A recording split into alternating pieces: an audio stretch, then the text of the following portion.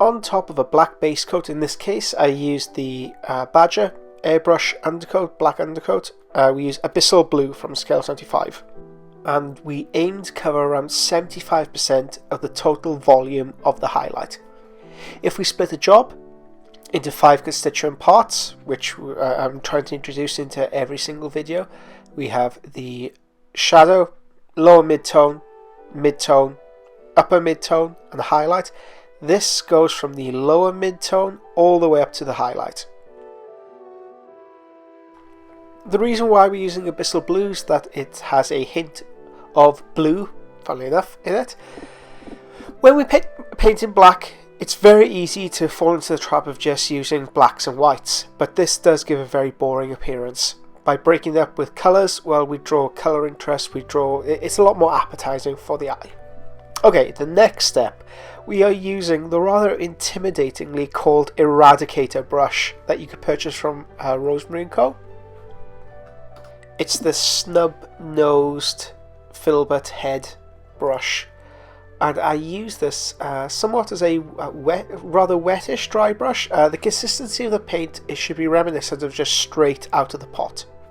For this I'm using graphite plus Abyssal Blue. As you can see, I'm starting to build up the most prominent areas. When we airbrush a miniature, it's very easy for it to look airbrushed right at the very end.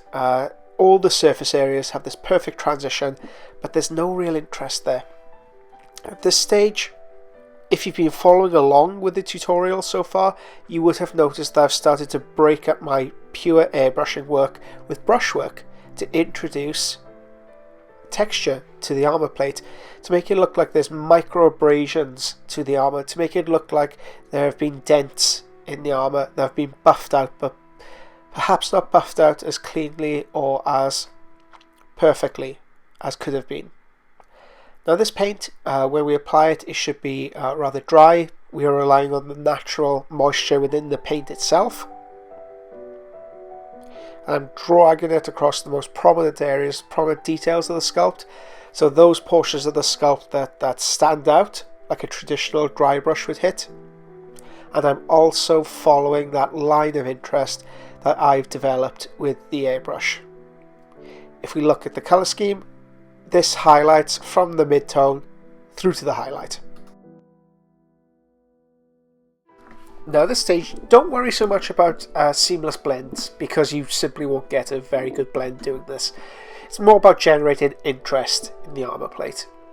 The transitions at this point should look quite stark and very unforgiving. But we'll come back to the airbrush stage. I'm going to clean things up slightly. Next stage, I have mixed ivory, graphite and Thunderhawk blue. So you can see on top of the Vallejo. Confusingly enough, that's field blue, which is pretty much the colour of what we're trying to create. Further highlighting the armor plate, I'm using the very tip, the side tip of the brush. The paint is fairly undiluted. There's no moisture in the brush at all. I'm just relying on natural moisture inside the paint itself. It's picking up the most prominent details. So top of the thigh, belt, the face, and following that line of highlight that I like to establish on all Space Marine armour. Now, for those of you who don't know, I help present a podcast called The Age of Darkness. And when I first started offering hobby advice through that, it felt like every week I was talking about how to paint black. So trying to come up with interesting ways to talk about painting black in each segment did become a bit of a challenge. We have lots of painted black tutorials already on the Patreon. We have the Abaddon tutorial if you want a simple, quick one to do. There's the Horus tutorial that goes into much more depth into how to create a display level black paint job.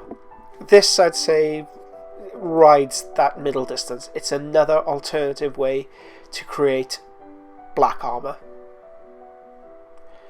But the methodology, the thinking behind it doesn't change. We use cool colors alongside black and white to create interest in the color plate. If this was simply black and white, well, it leads up to a very, very boring result. The brush is here to add contrast to the plate. If we just airbrushed it, when you see airbrush miniatures, something just seems off about them to the eye, because nothing in reality is that perfect. Nothing has that perfect transition, unless it was a parade ground marine. They wouldn't stay that long. It wouldn't stay that way for long.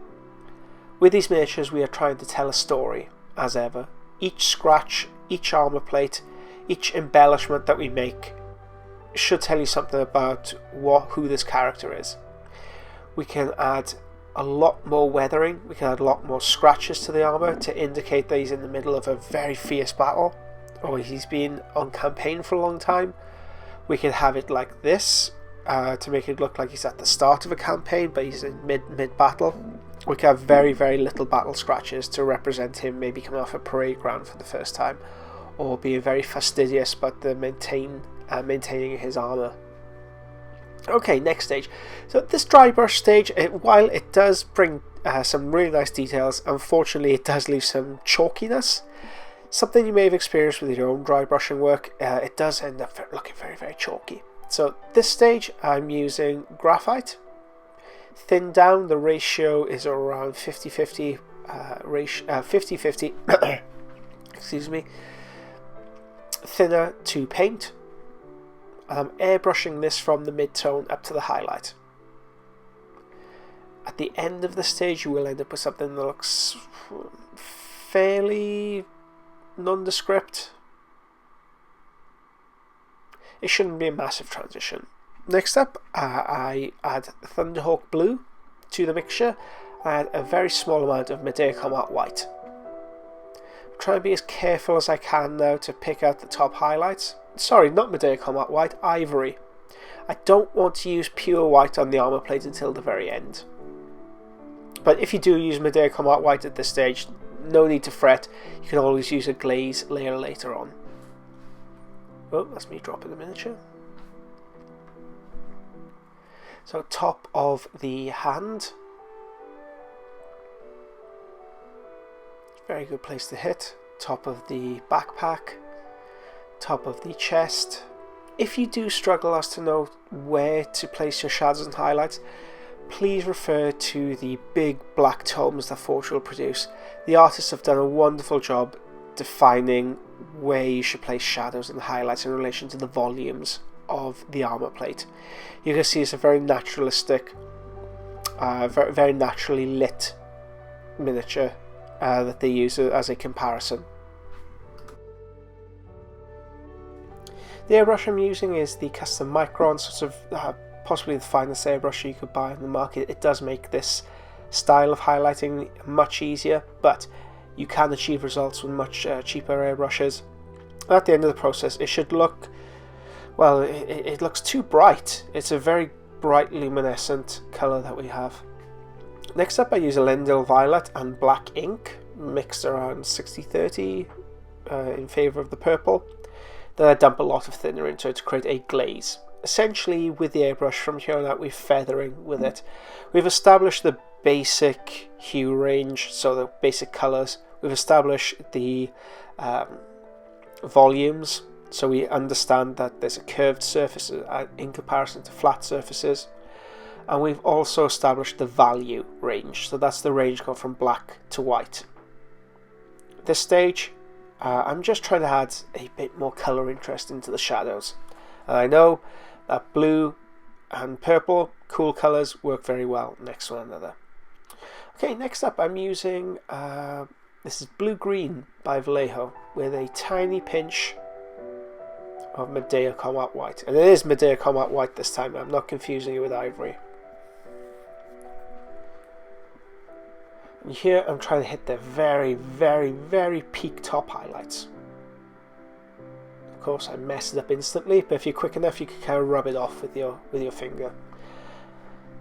I'll mess it up again on the back of his leg. It's one of those splurges that make you just curse ever picking up an airbrush. As you can see, I'm not trying to drastically change the colour at all. I'm trying to add a pigmentation to it. Try and add colour interest. Oh, there you go. All that work ruined. Take the eradicator, take your problem solver, your troubleshooter. If you're quick enough, you can just dab it away. Now, because the paint is so thin, when it dries, it's not going to be that noticeable, and I can refine it with a brush later on anyway. So if things like that happen to you, it's not the end of the world. Quickly take your eradicator brush or the equivalent, and it will sort all your problems. If anybody owes you any money, they'll break your leg. They'll break their legs to get it back. I'm trying to make a very rough comparison to a thug that you may employ. I don't know what that has to do with miniature painting.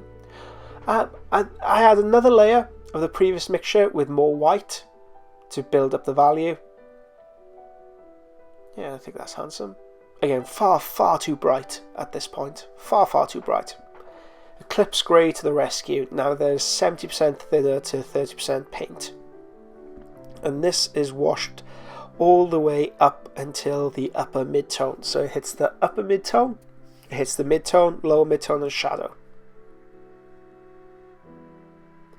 This is a glaze consistency. We're feathering the shadow. We're trying to bring it into a little bit more of a neutral range. The armor before, while it looked nice, it was just, it didn't look natural. And a bit of a hop skip ahead into the future. Now this video is just concentrating on the black armor plate.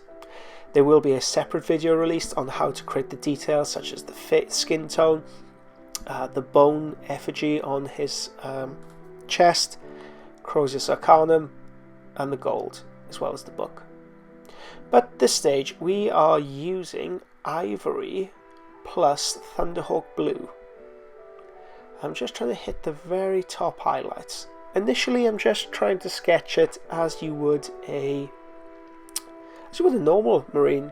You're just trying to hit the top portions, top panels, so the upper mid-tones to the highlights. I'm using the very tip of my brush, and the paint is watered down to roughly 2 parts paint to 1 part water. It glides off the brush very easily, but doesn't pool and leave any indistinct tide marks. The reason why I'm edge highlighting the miniature is so that I can see it a bit more clearly. Now at this stage I'm still using the very tip of my brush, and I'm almost using a pointillism technique. Hold on, let's see if we can cut that and review that.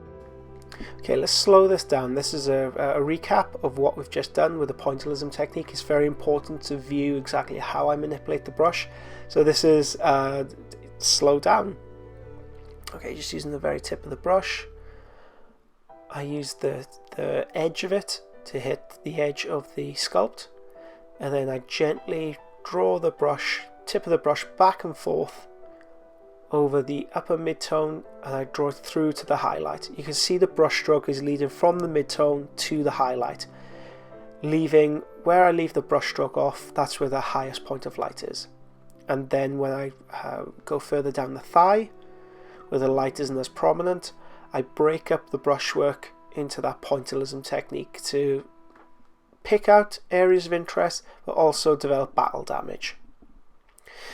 So that would be a worthwhile exercise for you, especially with developing your own brushwork.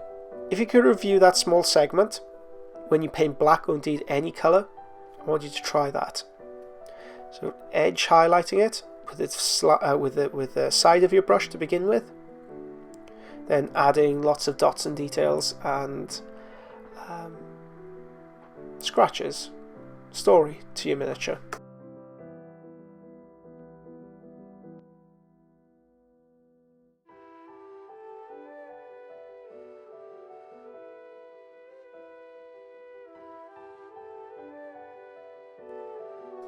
That's the thigh plate done. Now the rest of this video, you can see every single brush stroke, but I will speed it up ever so slightly. Because I know, well, over here in Britain, at the least, it's quite warm, and attention does wander. Now I'm sure you guys in Australia, countries of similar disposition, this isn't a heat wave, this is probably like winter for you guys. But us Brits, there's a reason why we live on this small damp rock, because we've learned to function, and we actually quite like living in cold, damp conditions. I can only speak for myself. I live in South Wales, one of the coldest, dampest places of this cold, damp rock. Okay, so I vary the brushstroke. Again, first edge highlighting the most prominent details of the armor plate, and then I'll break up the brushwork. I'll slide it along the highlights. I'll create a story. I'll create interest. I'll create a narrative. Just use tiny little scratches.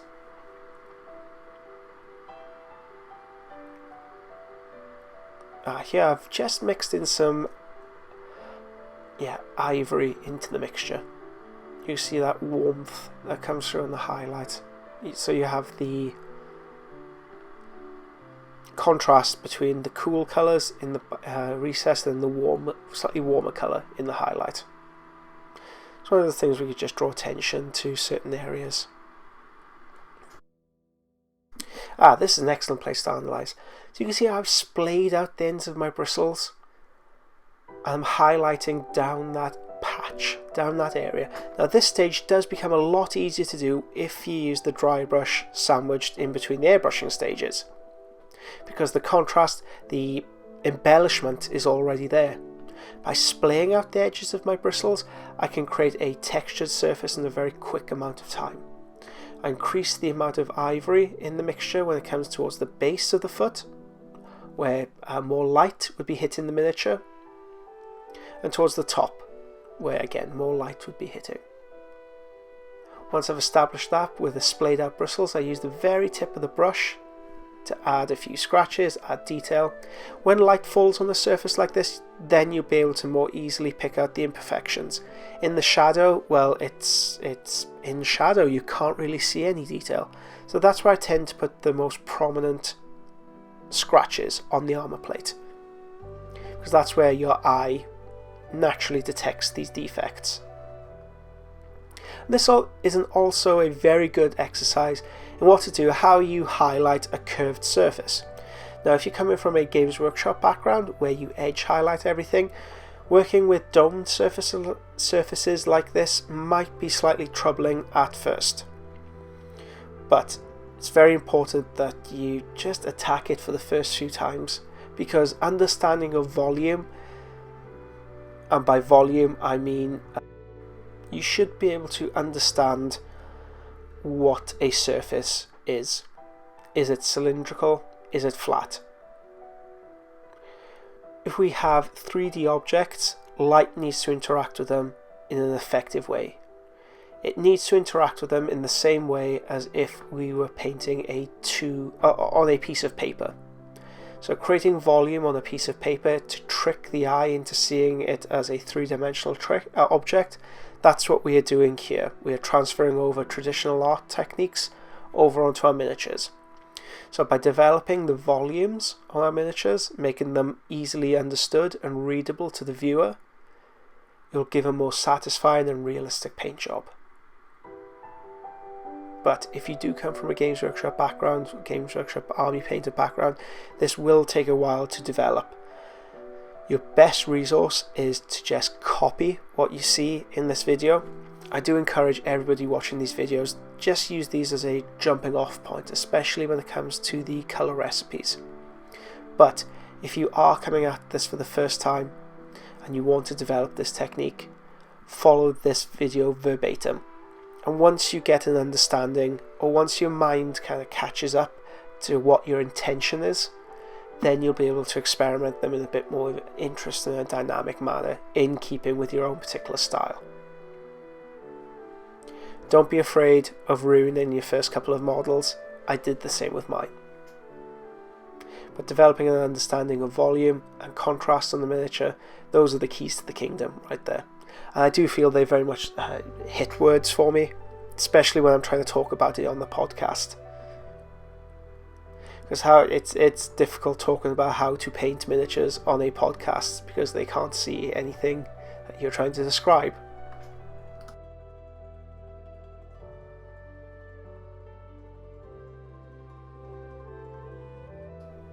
But we are rapidly coming to the end of this video. I hope this has helped define some of your own thoughts when it comes to developing volumes on a miniature.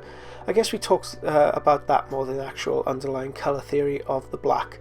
But this is a particular technique of how to paint a textured black armour. And if you do apply this to any of your own miniatures, please send me a link, or even better, include a link to the Patreon. Allow your friends, allow other people to find this as a resource.